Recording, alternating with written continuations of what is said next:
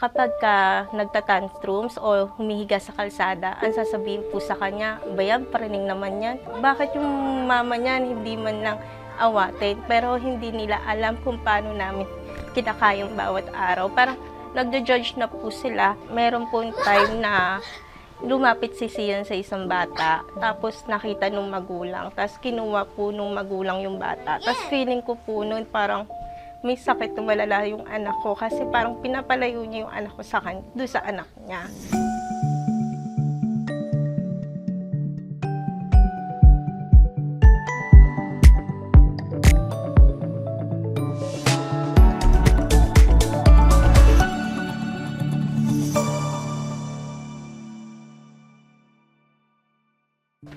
Hello, po, Mary ma'am. Joyce! Hello po. Hi, Zian! Pwede magpakilala ka muna. Whole name mo, kung meron kang trabaho, ano yung trabaho mo, tapos kung pakilala mo rin si Zian, tsaka yung age ni Zian. Yes po. Ako po si Mary Joyce Gutierrez po. Nagpa-part-time job lang po ako sa review center. And then si Sian po ay 8 years old na po siya ngayon. Kailan na-diagnose si Zian ng autism? Tapos, ilang taon siya noon? Si Sian po ay napa-assessment ko ng 4 years old. Then na-assessment siya ng 5 years old. Then doon ko po siya nalaman na may autism po siya. Nung 5 taon po siya. Okay. And then, ano yung mga naramdaman mo nung na-identify na autism? Nung sinabi po sa akin ng doktor na may autism yung anak ko and lifelong condition at wala daw po itong gamot, ang kailangan is therapy. Yung sinabi po lifelong condition, medyo nag-breakdown po ako noon. Umiyak po talaga ako sa doktor. Then sinabi ko po sa kanya na paano po yung anak ko pagdating ng panahon, paano kung paglaki niya, anong mangyayari po sa kanya? Yun po yung mga tinatanong ko po sa kanya. So, nung mga time na nagpa-assess ka na sa DevPed, ano ba yung mga napansin mo kay Zian nun? Nung 2 years old po si Sian, ang hilig niya po mag-tiptoe kapag ka naglalakad po siya. And then kapag ka naglalaro po siya, lahat po ng laruan niya is naka-line up po. Kung minsan po, lagi po nakatore, parang pinapatong-patong niya. Then kapag ka kinakausap ko naman po siya, hindi siya nagre-response po sa akin. Kapag tinatawag ko yung pangalan niya, hindi rin po siya lumilingon.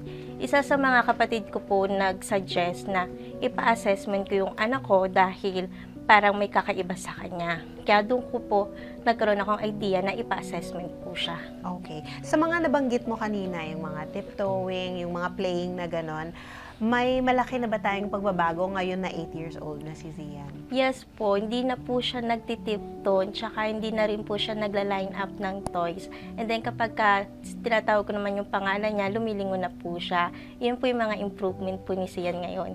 Ano yung mga play na niya ngayon? Anong mahilig niyang gawin? Si Sian po mahilig po sa mga dinosaur, mga animals. Yun po yung mahilig ni Sian na laruin po ngayon. And then kabisado niya nga po yung mga animals eh. Kumbaga parang mas magaling pa siya sa akin. Tapos paano yung paglalaro niya sa mga animals ngayon? Dati po kasi parang naka-line up lang siya, tapos wala na siyang reaction. Pero ngayon po, yung pag naglalaro siya, meron na po siyang sounds, meron din siyang reaction. Parang alam niya na kung paano gumikilos yung mga animals. Ganun na po si Sian ngayon. Nasasabi ba niya yung mga names ng animals ngayon? Yes po, nasasabi niya kung cow, yung horse, alam niya na rin po. So, kailan siya nag-start na magsalita? Si Sian po nagsalita nung 6 years old po. Doon po siya nag-start. Nagsabi po siya ng mama, papa. Dati po kasi hindi niya po yung masabi. And then kapag water, one word lang po yung nasasabi niya noon. Pero ngayong 8 years old, medyo mahaba-haba na po. I want water, nasasabi niya rin po yun. Ano sa tingin mo yung pinaka nahirapan or nahihirapan ka pa rin about managing yung mga behaviors ni Zian? Kapag lumalabas po kami, hindi ko talaga makontrol kasi si Sian po may mga tantrums pa rin po. Bigla po siyang tumatakbo, minsan sumisigaw. Tapos magiging awkward na lang po kami sa labas, lalo pag humihiga siya sa kalsada, tapos napapagtinginan na po ka ng mga ibang tao. Anong ginagawa mo pagka yun yung nangyayari?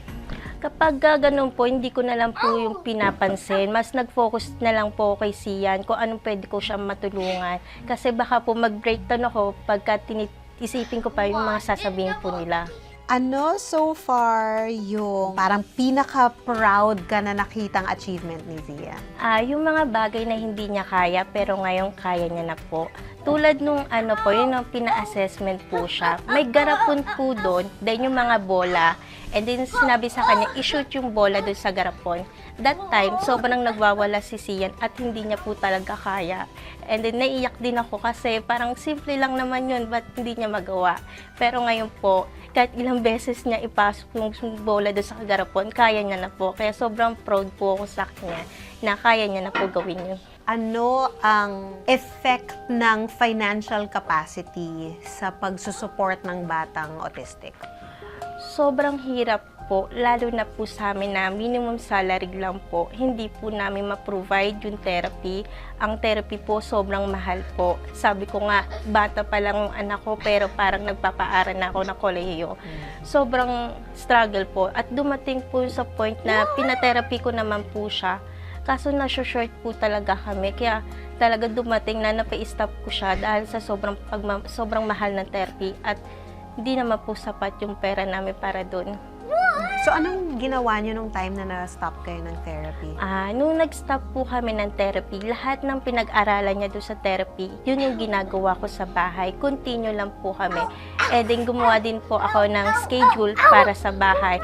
Para kahit paano, kahit wala siyang therapy, ay may mga activity po kami araw-araw. Ano yung parang nakikita mong best possible life para kay Zian? Siguro kung hindi man ngayon, like in the future. Siguro po, kung tanggap ng lipunan si Zian na bilang autism, yung pinaka-the best po para sa akin, yung kahit mag-tantrums po siya, hindi wala po kayo maririnig na masakit na salita. Yun po yung siguro yung pinaka-the best po sa akin na acceptance po para sa kanila. Nakarinig ka na ba ng masasakit na salita? Yes po, kapag nagtatantrums o humihiga sa kalsada, ang sasabihin po sa kanya, bayan, parinig naman yan. Ano ba naman yan, nakakaya naman. Bakit yung mama niyan hindi man lang awatin? Pero hindi nila alam kung paano namin kinakayang bawat araw. Parang nagjo-judge na po sila kung saan nakikita nila. Basta hindi naman nila alam kung anong pinagdadaanan namin. So, sa mga panahon na yun, anong ginagawa mo? Kanina kasi na-mention mo na hindi mo na lang sila pinapansin. Pero meron bang time na napaaway ka na dahil kay Zian? Alam ko wala pa po akong time na napaaway po siya, pero meron po yung time na lumapit si Zian sa isang bata, tapos nakita nung magulang, tapos kinuha po nung magulang yung bata. Tapos feeling ko po noon parang may sakit na malala yung anak ko kasi parang pinapalayo niya yung anak ko sa doon sa anak niya. Pero sabi ko nga sa sarili ko, kailangan ko maging positive kasi kung hindi ako magiging positive, paano si Zian? Baka wala akong matulong sa kanya kung puro problema lang iisipin ko. So, napapansin ko kasi kay Zian na nakakapagsalita na siya ngayon. Ngayon nga nakita ko na nag-no siya. So, ngayon na kahit paano nakakapag-speak na siya, ano pa yung other ways na kapag hindi siya agad nakakasalita, nakikita natin na nahihirapan pa rin siya magsalita. What are other ways na nabibigyan natin siya ng way mag-express ng sarili niya? Yung that time kasi hindi pag nagsasalita si Zian, pinapakita ko sa bibig ko kung paano siya magsalita. And then action din po. Kunyari, I want water. Di kukunin ko din yung tubig. And then papakita ko po sa kanya. Siguro po the way na yon, yung di man lang niya masabi, yung way ng pag-action, at least alam ko na kung ano po yung gusto niya sabihin. So, kanina nasabi mo na minsan may nabibitawan silang mga masasakit na salita. So, kung meron tayong chance na siguro kausapin yung mga taong hindi pa naiintindihan yung autism, anong gusto nating maintindihan nila about autism? Sa autism po kasi, hindi lang po sila basta autism lang. Marami po silang talent kung iintindihin nyo lang po. Wag lang po tayo mag-focus kung ano nakikita natin sa kanilang pagtatantrums, pagwawala sa labas. Mas pansinin natin din yung mga kaya nilang gawin. Ang dami pong autism na kaya gawin yung pagdodrawing, pagluluto. Ang dami nilang talent kung papansinin lang po natin at hindi lang puro pagwawala lang nila. Kung meron kang superpower as an autism mom, as an awesome mom, ano sana yung superpower mo to support Zian? Gusto ko po maging Wonder Woman. Kasi siya po yung kahit anong problema hindi napapagod, and then lagi po siyang malakas. And then parang bilang magulang na kailangan ko po hindi mapagod kahit ano man po yung pinagdadaanan po namin dalawa. So, endless strength. Hindi Yes ka po. maubusan ng lakas. Yes po. Okay. Kung meron kang chance na i-turn back yung time, mag-travel back tayo in time, pipiliin mo pa rin bang maging awesome mom? Yes po, kasi sobrang mahirap po, pero pag nalagpasan nyo yung journey nyo na sobrang hirap, tapos ngayon medyo okay na kayo, sobrang sarap po, priceless po yun, sobrang ang sarap po sa pakiramdam.